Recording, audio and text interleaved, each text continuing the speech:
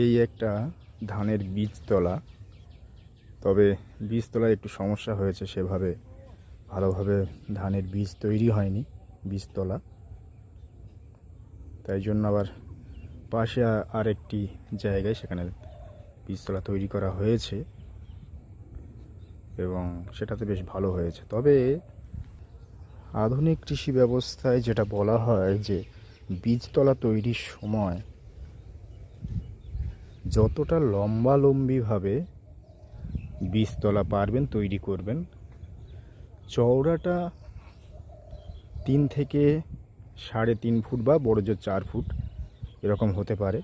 কারণ এই যে ক্ষেত্রটা দেখতে পাচ্ছেন, এখানে যদি আপনারা প্লট ভাগ করেন, এটাকে যদি আমরা 4 থেকে 5টি প্লটে ভাগ করে বীজতলা ফেলা যেত ধানের বীজ, তাহলে এই বীজতলাটা ভালোভাবে পরিচর্যা করা যেত এবং বীজতলাগুলো ভালোভাবে তৈরিও হতো।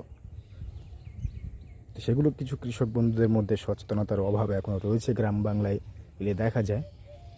আর তার পার্শ্ববর্তী মাঠে সেখানে এখন বীজতলা থেকে চারা গাছগুলো তুলে মূল জমিতে রোপণের কাজ চলছে।